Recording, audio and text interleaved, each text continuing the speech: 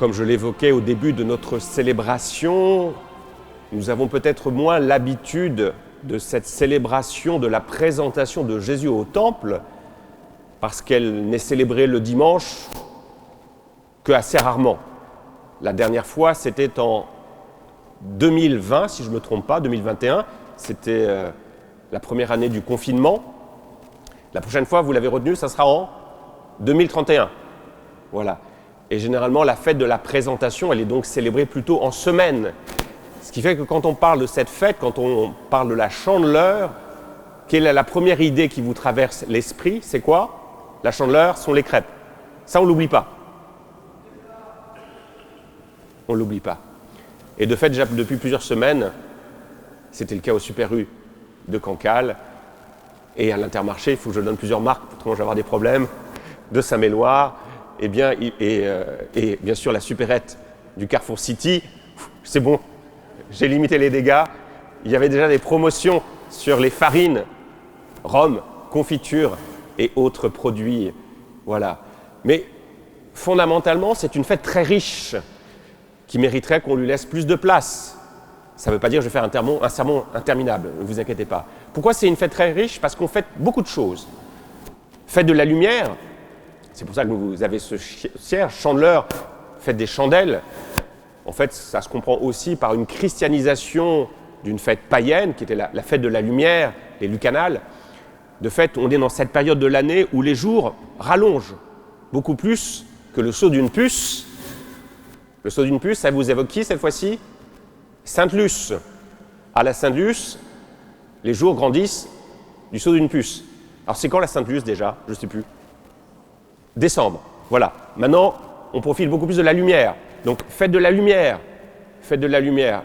Le Christ est la véritable lumière qui vient éclairer notre vie. Fête de la présentation aussi. Voilà. Les parents viennent présenter ce premier-né pour rendre grâce au Seigneur. Eh bien, là encore, nous sommes invités à venir nous présenter devant le Seigneur pour rendre grâce pour la vie qu'il nous a donnée. Fête du rachat, ça c'est selon la loi juive. Fête de la présentation, ça je l'ai dit. Fête de la purification de Marie, encore un autre aspect de notre fête, j'aurai l'occasion d'y revenir. Fête de la vie religieuse aussi. Fête de la vie religieuse, c'est un souhait du pape Saint Jean-Paul II de célébrer ce 2 février tous les religieux et les religieuses qui trouvent dans les figures de Siméon et d'Anne des archétypes, des modèles. Voilà. Donc ça sera l'occasion de prier pour nos sœurs, mais elles ne sont pas là aujourd'hui. Ah si? Ah ben si, je croyais que vous alliez à Rennes. Ah ben si, elles sont là. On va prier pour vous. Voilà, les piliers de la paroisse. Les curés passent, mais les sœurs demeurent. Voilà, rendre grâce pour les religieux, les religieuses qui ont pu marquer notre parcours. Vous voyez, une fête très riche. Alors regardons très rapidement ces différents aspects. On fête de la lumière, on va aller vite, parce qu'il y a d'autres moments où on célèbre la lumière, ce Christ qui vient apporter une espérance. Cette espérance, par exemple ce matin, en célébrant le baptême, eh bien on voit que la vie chrétienne donne envie de partager cette vie. Là où parfois notre société contemporaine est beaucoup plus enténébrée et n'est plus porteur d'espérance. Quand on n'a plus d'espérance, on n'a plus d'enfants. Eh bien nous sommes porteurs de cette espérance que la vie vaut le coup, que Jésus est là pour nous aider à traverser nos épreuves. Certes, il peut éclairer des zones d'ombre dans notre vie, mais c'est pour nous montrer aussi un chemin de relèvement, un chemin de guérison. Cette lumière qui réconforte. Voilà, je l'ai vu, cette semaine, je suis allé apporter le sacrement des malades à une paroissienne et j'ai vu la transformation de notre paroissienne, et j'en ai eu un écho au début de la célébration, à quel point le fait d'avoir reçu ce sacrement des malades lui avait donné la force. Vous voyez, cette lumière qui vient réchauffer, qui vient remettre debout. Fête de la présentation de Jésus au temple. Eh bien, c'est ce rappel que nous sommes aussi invités à présenter notre vie au Seigneur pour que le Seigneur puisse visiter cette vie et guérir ce qui doit être guéri, consolider ce qui doit être consolidé. Il y a un moment très important où nous offrons, nous présentons notre vie au Seigneur. À votre avis, quel est ce moment dans nos Eucharisties où nous présentons notre vie au Seigneur? Ça s'appelle comment? L'offertoire. À l'offertoire, voilà, en même temps que je présente le pain et le vin, intérieurement, nous sommes invités à présenter au Seigneur toute notre vie pour qu'il puisse bénir cette existence qui est la nôtre. Et il y a quelque chose qui est très important, et vous ne le mesurez pas toujours, c'est la quête. La quête, c'est très important. Alors je vous invite à y penser plus particulièrement aujourd'hui. Parce que par la quête, qu'est-ce que l'on fait? On vient présenter au Seigneur le fruit de notre travail. C'est toute notre semaine, tout le travail que l'on a fait, au travers de cette offrande que l'on vient présenter au Seigneur, que l'on fait rentrer dans notre célébration. Alors si on donne quelques centimes, c'est pas juste. Alors je dis pas ça, on peut dire, mais c'est intéressé. Certes, c'est un peu intéressé, mais il faut toujours avoir le sens du geste que nous faisons. Nous présentons notre vie au Seigneur en lui demandant de bénir. Notre vie chrétienne, ce n'est pas simplement le dimanche, une parenthèse qui s'ouvrirait dimanche matin et qui se fermerait à la fin de la messe. Non, c'est toute notre vie que nous venons présenter au Seigneur. De la même manière, quand je vais présenter le pain, fruit de la terre et du travail des hommes, c'est à partir de notre humanité que Jésus veut se rendre présent, veut bénir. Mais pour cela, qu'est-ce qu'il faut faire? Il faut lui ouvrir notre cœur. Puisque comme le disait très bien le rabbi Mendel de Kosk, Dieu n'habite que là où on le laisse entrer. Eh bien, à la messe, je suis invité à ouvrir mon cœur en grand pour lui présenter toutes celles et ceux que j'aime. Donc au moment de l'offertoire, une fois la quête passée, voilà, c'est de penser à celles et ceux que vous aimez, en disant « Seigneur, je te les présente, veille sur le. » Troisième aspect de notre célébration, le rachat. Alors ça, on comprend moins bien parce que ce n'est pas du tout dans nos traditions. Pour comprendre cette dimension de rachat, il faut avoir à l'esprit que pour les Juifs, le premier-né de sexe masculin, il appartient à qui? Je vous pose la question. Il appartient à qui? À Dieu. Est-ce que tu es l'aîné? Ah, tu es l'aîné. Donc tu appartiens au bon Dieu. Donc je t'annonce que selon cette logique, tu as quel âge? 10 ans. C'est un peu jeune pour entrer au séminaire, mais à 18 ans, hop, tu appartiens au bon Dieu. Voilà. Donc tous les aînés. Est-ce qu'il y a des aînés? Je suis sûr qu'il y a des aînés. De sexe masculin. Syriaque, t'es l'aîné? Pour les garçons. Tu appartiens au bon Dieu. Donc moi, je vais vous remplir le séminaire à ce rythme-là. En fait, c'est pas comme ça. Parce que dans la loi juive, certes, le premier-né appartient au bon Dieu, mais il n'en reste pas moins que, en fait, Dieu, par délicatesse, a mis à part un peuple, une tribu d'Israël, dont la mission précisément est de s'occuper du temple. Comment s'appelle cette tribu? C'est les Lévites, la tribu de Lévi. Donc, on n'a plus besoin, tu n'as plus besoin d'aller au séminaire de manière obligatoire. Tu iras que si tu as envie, à la grâce de Dieu. Mais vous voyez, mais il n'en reste pas moins qu'on appartient toujours au bon Dieu. Donc, dans une certaine mesure, de manière symbolique, on doit racheter ce qu'on ne va pas faire.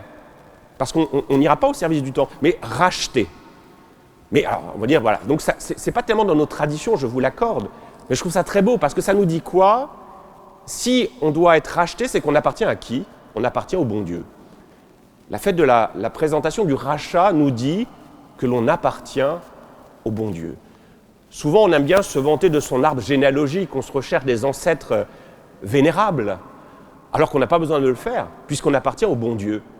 C'est extraordinaire de dire, voilà, personne ne peut avoir de plus beau arbre généalogique que de se dire qu'on appartient au Seigneur. Et c'est ça qui est extraordinaire, quand on appartient au bon Dieu, ça veut dire que dès qu'on passe par des moments difficiles, on dit, je t'appartiens Seigneur, je t'appartiens, je te confie cette difficulté qui est la mienne. Apprendre à confier au Seigneur ce qui est important pour nous. Dans la dynamique aussi de la présentation, on appartient au bon Dieu. Donc, célébration du rachat, qui nous redit aussi au passage que dans la logique de Dieu, c'est la logique des prémices, c'est toujours ce qui est premier qui appartient au bon Dieu. C'est la première gerbe de la moisson qui appartient au bon Dieu. Mais là, on peut aussi réfléchir que pour nous, c'est pas toujours comme cela. Je vais vous poser une question. Servante, quel est le premier jour de la semaine? Engracia, quel est le premier jour de la semaine? Ah, lundi, tu me dis. Ben non, c'est dimanche. Tu as raison. selon la logique du monde, le premier jour de la semaine, c'est lundi. Mais si c'est Dieu qui est premier servi, quel est le jour du Seigneur? C'est quand? C'est dimanche. Donc pour nous, le premier jour de la semaine, c'est dimanche. C'est pas lundi, c'est dimanche. Parce que Dieu nous dit, Jeanne d'Arc, elle est où Jeanne d'Arc? Elle est là. Dieu, toujours premier servi.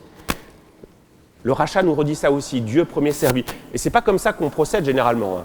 Dans une journée, on la passe, et puis s'il reste un peu de temps, et si on n'est pas trop fatigué, on va un peu prier. Dieu, c'est dernier servi. Alors que dans la logique des prémices, Dieu premier servi.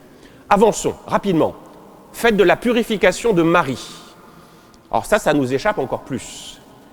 Qu'est-ce que c'est que ce rite juif? C'est que la femme qui a enfanté doit vivre un temps de purification. Si c'est un garçon, c'est combien de jours? C'est 40 jours, nous dit le Lévitique. Si c'est une fille, c'est combien de jours à votre avis? C'est 80. 40 pour un garçon, 80 pour une fille. Alors vous dites, c'est pas juste.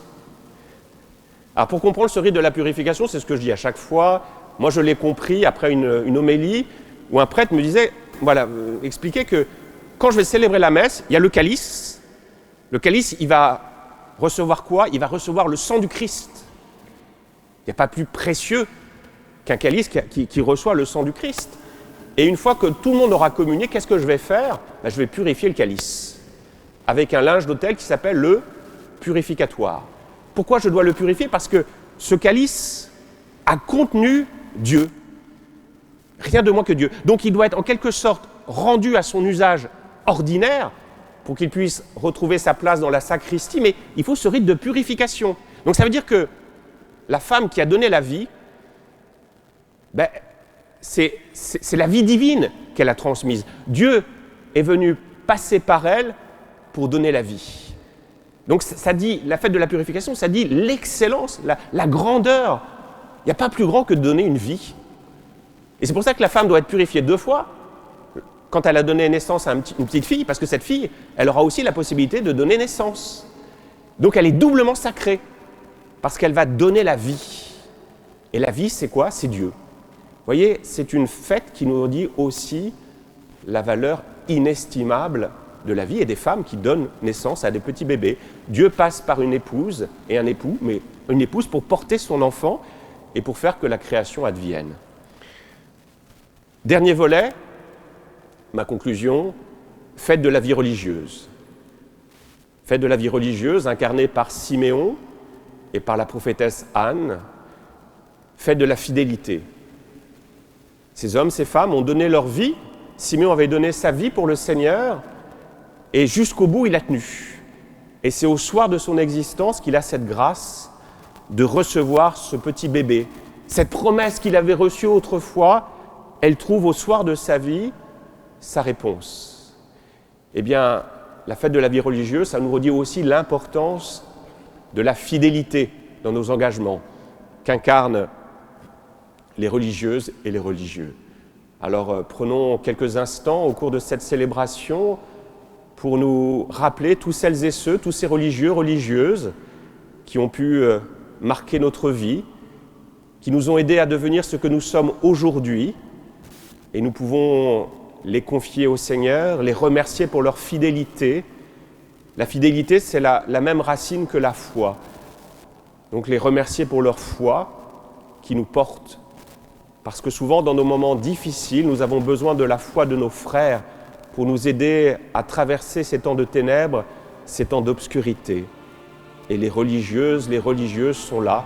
Ce sont des veilleurs, veilleurs d'espérance, veilleurs de foi, veilleurs de charité. Amen.